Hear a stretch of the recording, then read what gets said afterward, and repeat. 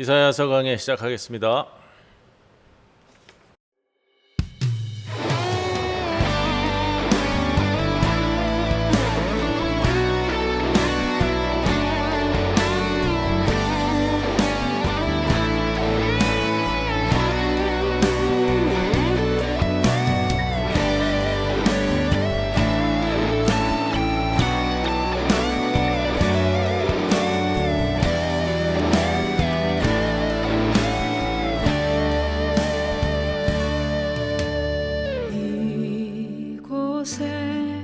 생명샘 솟아나 눈물 골짝 지나갈 때에 머잖아 열매 맺히고 웃음소리 넘쳐나리라.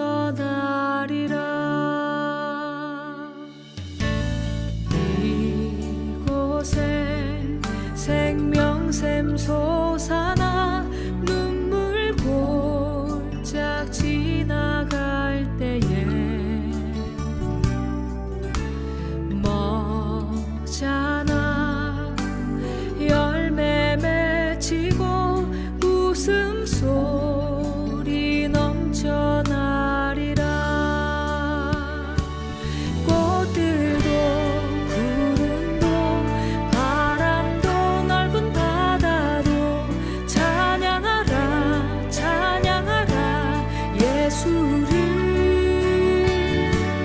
하늘을 울리며 노래해 나의 영혼아 은혜의 주 은혜의 주 은혜의 주.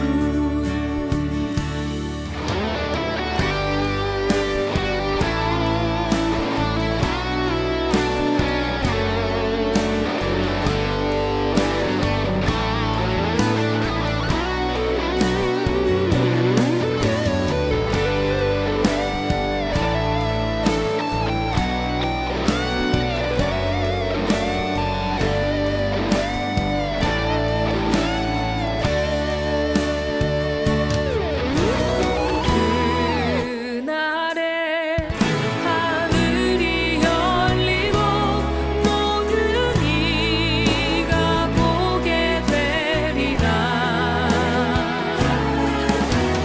마침내 꽃들이 피고 영광의 주가 오시리라. 꽃들도 구름도 바람도 넓은 바다도 찬양하라 찬양하라 예수를. 하늘을 울리며 노래해 나의 영혼아 은혜의 주 은혜의 주 은혜의 주. 꽃들도 구름도 바람도 넓은 바다도 찬양하라 찬양하라 예수를. 하늘을 울리며 노래해 나의 영혼아 은혜의 주 은혜의 주 은혜의 주. 꽃들도 구름도 바람도 넓은 바다도 찬양하라 찬양하라 예수를. 하늘을 울리며 노래해 나의 영혼아 은혜의 주 은혜의 주 은혜의 주.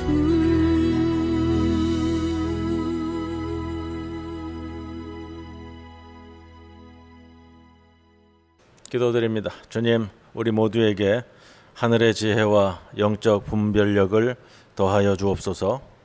진실과 거짓이 뒤섞여 마땅히 들어야 할 말을 가려내기 힘든 세상입니다. 말이 제 값을 잃어버린 이 시대에 세상의 그릇된 흐름에 휩쓸리지 않게 하옵소서. 내 편과 네 편을 가르는 이기적인 기준과 헛된 욕망에서 나오는 말에 이끌리지 않게 하시고 어떠한 소리 앞에서도 그 안에 담긴 동기와 뜻을 범사에 깊이 헤아릴 수 있는 명철함도 주시옵소서. 나만의 욕심과 편견에 갇혀 진실한 소통을 잃어버리고 외로이 고립되는 어리석음을 범하지 않게 하시고 세상의 거짓된 언어와 선동의 소리는 어떠한 모양이라도 버리게 하여 주옵소서.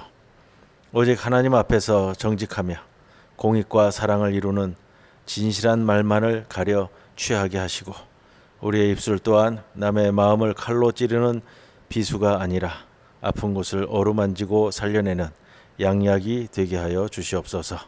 예수님의 이름으로 기도드리옵나이다. 아멘.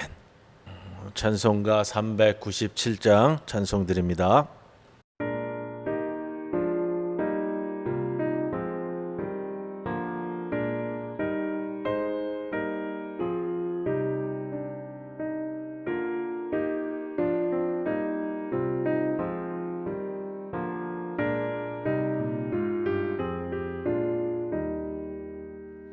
주 사랑 안에 살면 두려움 없으며 그 사랑 변함없어 늘 마음 편하다. 저 폭풍 몰아쳐서 내 마음 떨려도 주 나의 곁에 계셔 겁낼 것 없어라. 주 나의 목자시니 부족함 없으며 주 인도하는 대로 늘 따라가리라. 그 지혜 나를 깨쳐 내 앞길 밝히니 나 주의 길을 따라 주 함께 살리라.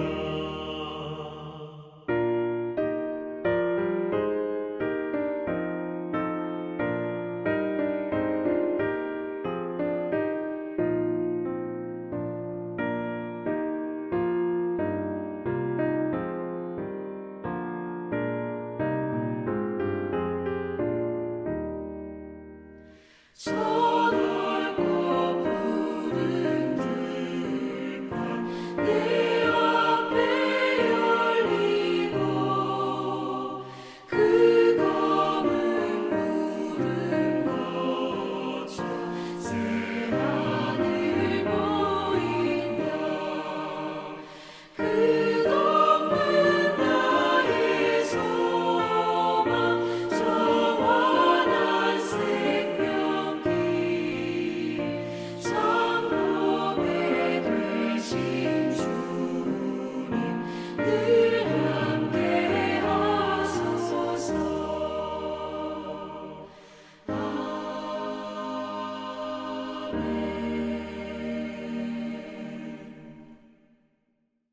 예, 오늘은 이사야 43장 1절로부터 6절까지의 말씀 봉독하고 말씀 나눕니다. 야곱아, 너를 창조하신 여호와께서 지금 말씀하시느니라. 이스라엘아, 너를 지으신 이가 말씀하시느니라. 너는 두려워하지 말라. 내가 너를 구속하였고 내가 너를 지명하여 불렀나니 너는 내 것이라. 네가 물 가운데로 지날 때에 내가 너와 함께 할 것이라. 강을 건널 때에 물이 너를 침몰하지 못할 것이며 내가 불 가운데로 지날 때에 타지도 아니할 것이요 불꽃이 너를 사르지도 못하리니 대저 나는 여호와 내 하나님이요 이스라엘의 거룩한 이요 내 구원자임이라.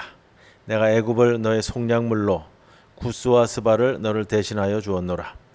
네가 내 눈에 보배롭고 존귀하며 내가 너를 사랑하였은즉 내가 내 대신 사람들을 내어주며 백성들이 내 생명을 대신하리니 두려워하지 말라. 내가 너와 함께하여 내 자손을 동쪽에서부터 오게 하며 서쪽에서부터 너를 모을 것이며 내가 북쪽에게 이르기를 내놓으라 남쪽에게 이르기를 가두어 두지 말라 내 아들들을 먼 곳에서 이끌며 내 딸들을 땅 끝에서 오게 하며 내 이름으로 불려지는 모든 자 곧 내가 내 영광을 위하여 창조한 자를 오게 하라 그를 내가 지었고 그를 내가 만들었느니라. 아멘. 이사야서 43장입니다. 이사야서 43장은 이제 바벨론으로부터 가나안 땅으로 이스라엘 백성들을 불러 모으시는 하나님 아버지의 출바벨론 프로젝트, 여기에 대한 말씀이다. 이렇게 전제하고 시작을 합니다. 그래서 1절 여러 가지 이제 호칭이 또 나오고 있는데요. 이스라엘에 대한 애정이 깃든 하나님의 언약 확증적 호칭. 야고바, 이스라엘아. 이스라엘은 이제 뭐 다 흩어져서 없는데 하나님은 유리방황하는 아람인이었던 아브라함을 불러 별처럼 허다하게 번성한 이스라엘을 창조하셨습니다. 우리가 이스라엘이라고 얘기했을 때는 이스라엘이라는 것은 자연 발생적인 민족 공동체라고 얘기하지 않고요. 하나님의 부름에 응답한 믿음 공동체 이렇게 전제하고 시작을 합니다. 43장의 말씀이 이스라엘을 창조하시고 지으신 이가 말씀하신 그 약속들입니다.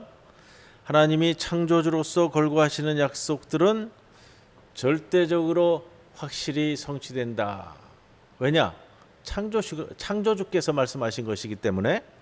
따라서 이스라엘은 이제 예언자를 통해서 들린 이 희망찬 약속의 성취 여부를 너희들은 의심하여서도 안 되고 두려워해서도 안 된다라는 겁니다. 비록 죄로 인해서 바벨론에 끌려가 노예로 전락했지만 하나님이 이제 이스라엘 너를 구속하였다.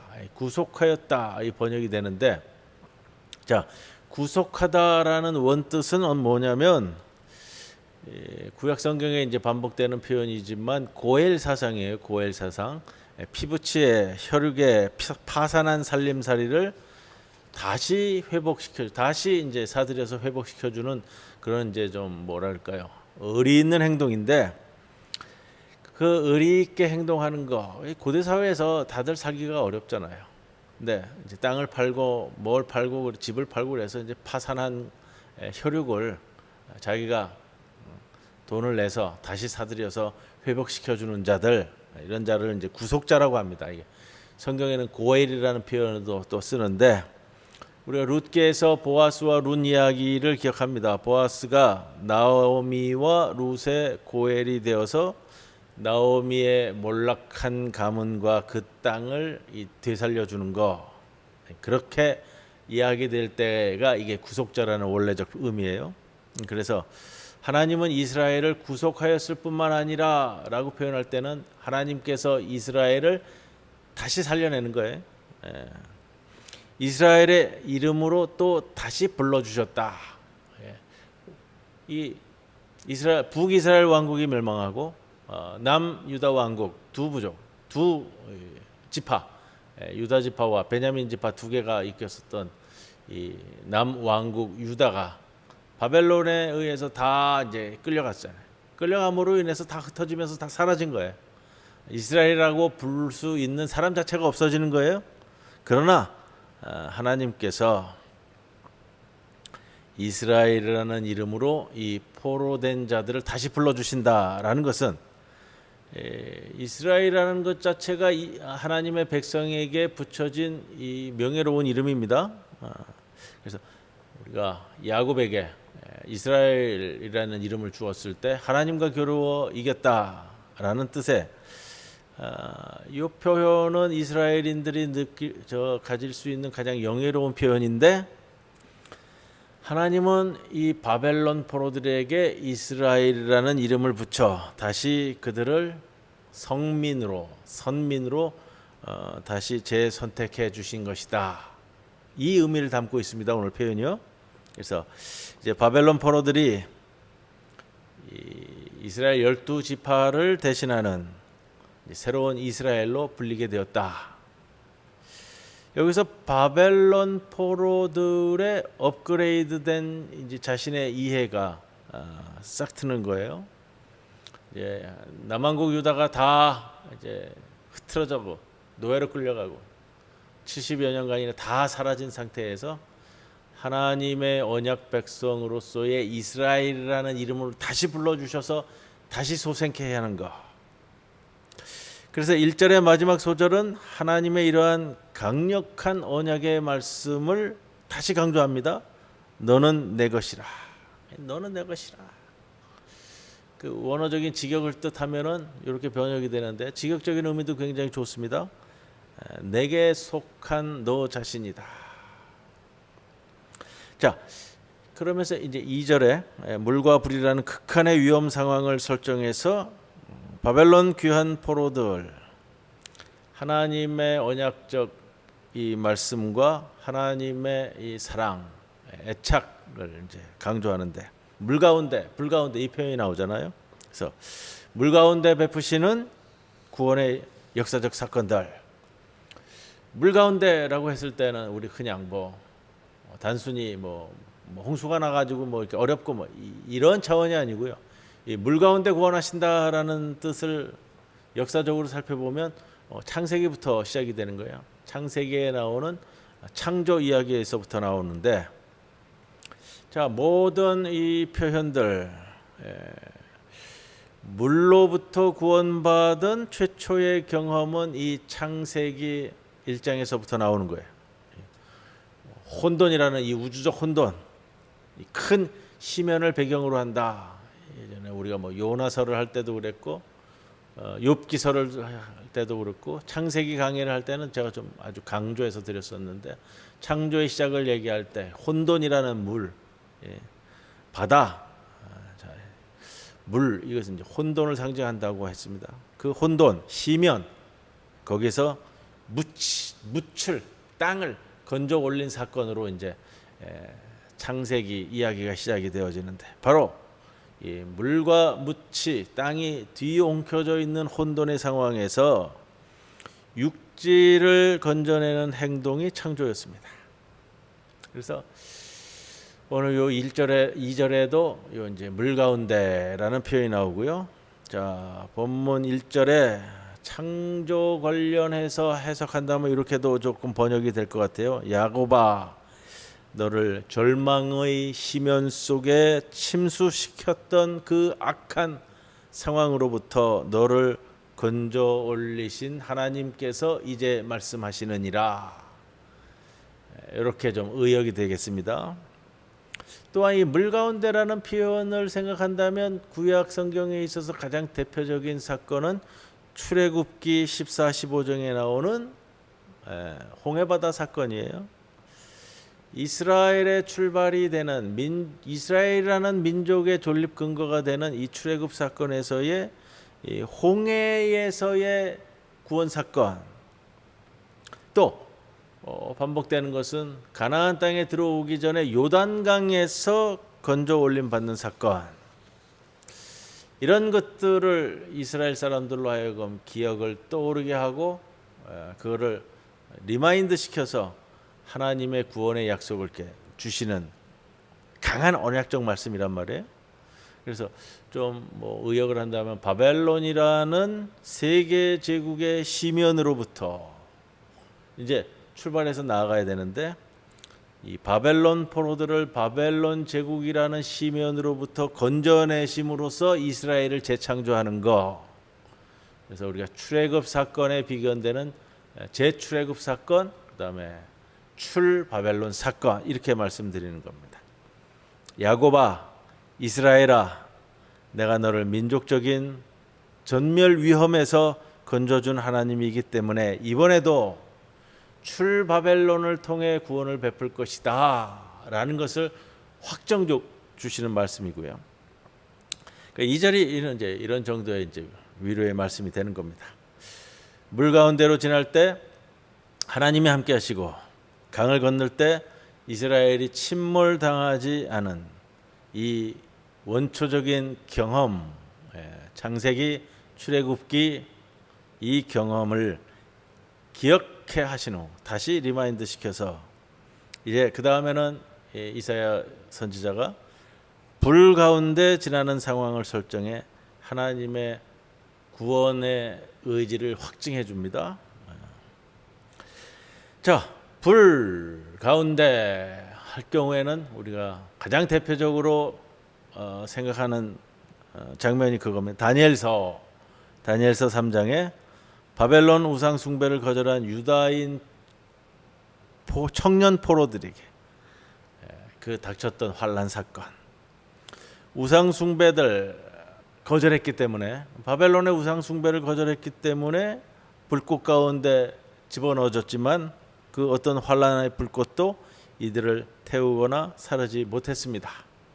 그 이유는 그 불 가운데 계시는 하나님이 계셨기 때문에. 그리고 3절, 하나님이 이스라엘과 야곱에게 이토록 확실한 구원과 보호를 약속하는 이유를 말해줍니다. 3절의 처음 시작이 대저 이렇게 시작이 되는데, 대저 이렇게 시작이 되다 보니까 이게 어떤 의미인지 조금 아리까리합니다.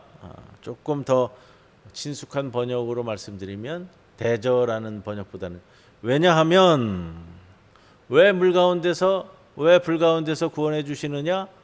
왜냐하면 하나님은 이스라엘의 하나님 야훼이기 때문이다. 간단한 표현이지만 또 모든 걸 담고 있는 표현이에요. 자, 3절의 요 문장을 조금 직역을 하면 이런 표현이 되는데, 다른 자가 아닌 나 자신이야말로 내 하나님 야훼이기 때문이다. 내가 내 하나님 야훼이기 때문이다. 나는 너의 하나님이기 때문에, 너의 하나님 야훼이기 때문에 이스라엘 너에 대한 그 죄악에 대한 진노보다 이스라엘 너에 대한 언약적인 사랑과 의리가, 언약적인 사랑과 의리가 이렇게 볼 때는 비상식적으로 길고 지속적인 사랑이다. 누가 볼 때도 비상식적, 이해할 수 없을 정도로 이렇게 죄악된 무리들을 사랑하시는가? 야훼라는 이름이 이스라엘 죄에 의해 쉽게 끊어질 수 없는 언약적인 결속, 책임감, 이스라엘을 보호하고 끝까지 사랑하고 구원하실 것이라는 그 약속에 대한 표현이 내가 내 하나님 야훼다라는 겁니다. 하나님이 왜 이 이스라엘을 선택하고 거의 맹목적으로 이토록 사랑해 주시는가? 의문이잖아요. 하나님이 왜 이토록 이스라엘을, 허접한 이스라엘을 이렇게 끝까지 사랑하시는가? 그게 하나님의 신비예요. 신비라는 것이 다른 것이 아니라 바로 그런 게 신비라는 거예요. 이스라엘이 무슨 매력이 있거나 뭐 이런 것이 아니고요. 이스라엘은 오히려 초라하고 엉성한 신세로 늘 살았는데 하나님의 택함을 받았어. 여호와께서 너희를 기뻐하시고 너희를 택하심은 너희가 다른 민족보다 수요가 많기 때문이 아니라 너희는 오히려 모든 민족 중에 가장 적으니라 라는 말씀을 통해서 보면, 너희가 무슨 뭐 선하거나 또 착한 일을 많이 하거나 나에게 충성을 다하거나 그런 매력이 있는 것이 아니라 오히려 너희가 허접하고 숫자도 작고 이러한데, 우리가 느끼는 건 그럼에도 불구하고 하나님께서 끊임없이 사랑하는 그것 자체가 신비로운 겁니다. 우리 하나님이 이스라엘에게 또 이토록 보잘것없는 나에게 왜 이렇게 잘해 주시는지 그 속 깊은 이유는 다 알 수 없습니다. 그러나 대답 같지 않은 대답만이 들려옵니다. 무슨 대답이냐? 너를 내가 택했고 내가 너를 기뻐하고 내가 너를 사랑한다. 우리 안에 하나님의 자비와 애정을 촉발시킬 수 있는 어떤 그런 매력이 없는데도 불구하고 이러한 하나님의 엄청난 사랑과 이유를 따질 수 없는 이런 호의가 우리 인생을 붙들고 계신다라는 거예요. 이렇게 하나님은 이스라엘이 비록 자기 죄로 곤경에 처했을 때에도 이스라엘의 구원자 되신다라는 것을 지금 이제 제2 이사야 43장에 와서 쭉 풀어가는 거예요. 그렇게 받아들이시면 43장의 이해가 빠릅니다. 4절 말씀도 이제 이 생각을 이어봤습니다. 이스라엘은 하나님 눈에 보배롭고 존귀한 존재입니다. 그래서 어느 정도냐? 다른 민족들을 희생시켜서라도 이스라엘을 건져내실 결단을 하시는 것, 그만큼 사랑한다라는 것을 4절에 표현하는데, 바벨론 제국에서 오랜 포로 생활로 지치고 피폐해진 포로들이 어떤 이유로 그렇게 보배롭고 존귀한 백성으로 보였을까? 하나님의 사랑은 겉으로 보기에는 아무리 으깨지고 망가진 포로들처럼 보여도 이들을 보배롭고 존귀하게 바라보게 만드는 상상력이다. 우리가 아무리 초라하고 너덜너덜해진 헌옷처럼 부서진 포로들 같을지라도 하나님 눈에는 보배롭고 존귀한 존재다. 그거를 이렇게 강조하는 거예요. 지난주에 이어서 그걸 강조해서 출 바벨론에 두고 있는 이 백성들을 어떻게 해서라도 모두 출 바벨론에서 가나안 땅으로 돌아가게끔 만들고자 하는 예언자의 선포인데, 우리 스스로를 영적으로 좀 수준 낮은 시대에 수준 낮은 신자라고 비판할 수 있지만, 분명한 것은 우리만큼 많은 사랑을 받은 이들이 세상에 많지 않다라는 사실에 그걸 심어주는 거예요. 이런 걸 계속 심어주는 거예요.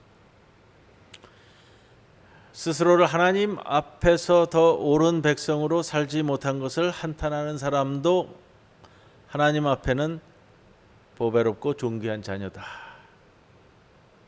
하나님의 보배롭고 존귀하고 택함 받은 자녀이기 때문에 오히려 우리 스스로가 우리를 바라보며 가혹할 정도로 반성할 수 있는 힘이 생기는 거예요. 그걸 징계를 하고 분노를 하고 매로 때리고 해서가 아니라, 그럼에도 불구하고 하나님께서 이렇게 너를 사랑하고 존귀히 여긴다라는 것을 반복됨으로써 우리 스스로를 되돌이킬 수 있는 힘을 실어주려고 하시는가. 분명한 사실은 그거예요. 우리도 이 세상 모든 중심에서부터 쏟아지는 하나님의 사랑의 열정이 지금 우리의 인생을 아직도 붙들고 있다는 거. 그렇기 때문에 바로 이러한 이유로 5절 말씀, 두려워 말라. 두려워 말라. 지난주에도 나눴던 표현입니다. 친숙한 표현으로 이제 다가오는 거예요. 두려움이라는 것은 약자가 강자 앞에서, 또 의롭지 못한 자가 의롭고 거룩한 자 앞에서 느끼는 그런 위축감이에요. 두려워 말라고 명하신 하나님은 당신의 다음 계획을 그리고 일러주는 거예요. 5, 6절의 요지는 이렇습니다. 바벨론 귀한 포로들아, 너희는 극히 적은 소수에 불과하다고 해서 두려워하지 말라. 내가 너희와 함께한다. 내가 함께하기 때문에 너희가 두려워할 필요 없다. 두렵죠?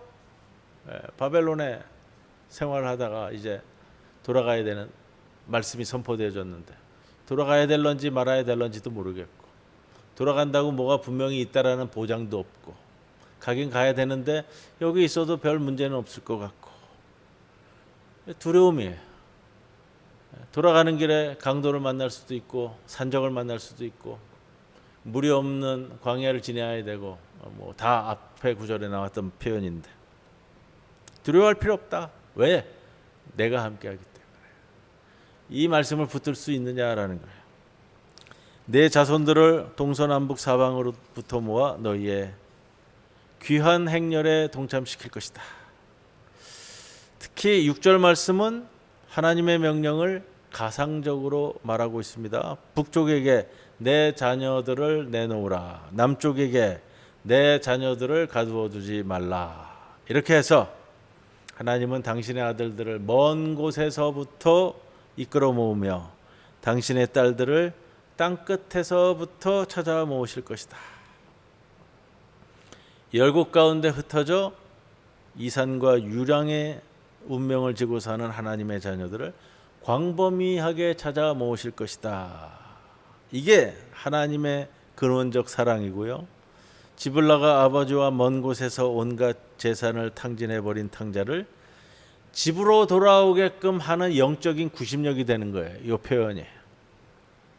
그래서 동서남북 산지 사방에 흩어진 당신의 자녀들을 약속의 땅으로 불러주신다. 7절 말씀은 조금 재번역을 하겠습니다. 재번역을 하면 이 표현이 더 의미 있게 다가올 것 같은데, 내 이름으로 불리는 모든 각각의 사람, 내 영광을 위해 내가 그를 창조했고 내가 그를 지었으며 진실로 그를 만들었다. 내가 이렇게까지 구원하려고 하는 까닭이 뭐냐? 내가 직접 내 영광을 위해서 너희들을 창조했기 때문에. 그렇다고 하나님이 인간을 창조하지 않았을 때는 충분히 영광받지 못했기 때문에 인간을 창조하셨다, 이런 뜻은 아니에요. 인간을 창조하신 것은 하나님의 형상을 따라 지음받은 인간이 하나님의 영광을 나타내는 존재가 되어 하나님과의 교제의 공동체 울타리 안에 들어오게끔 하기 위한 목적 때문입니다.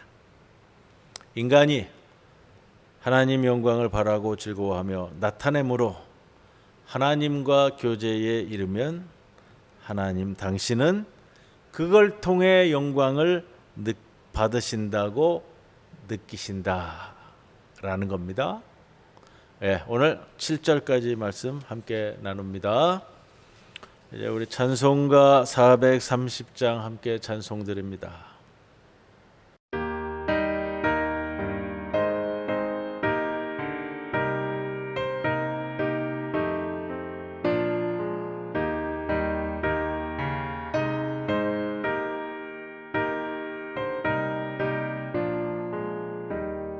주와 같이 길 가는 것 즐거운 일 아닌가. 우리 주님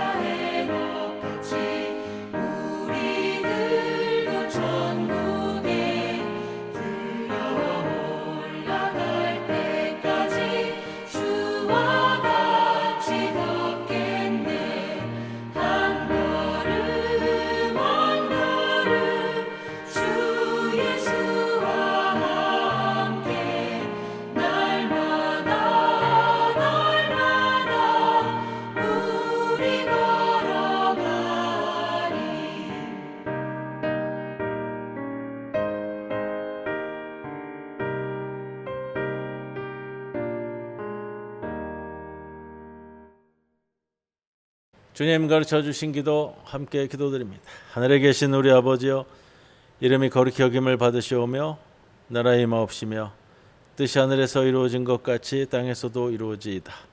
오늘 우리에게 일용할 양식을 주시옵고 우리가 우리에게 죄 지은 자를 사하여 준 것 같이 우리 죄를 사하여 주시옵고 우리를 시험에 들게 하지 마시옵고 다만 악에서 구하시옵소서. 나라와 권세와 영광이 아버지께 영원히 있사옵나이다. 아멘.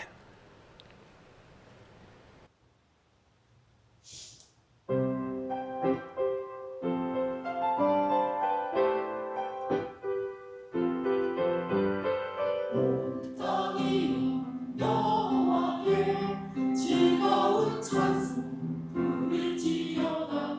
기쁨으로 여호와를 섬기며 노래할지로.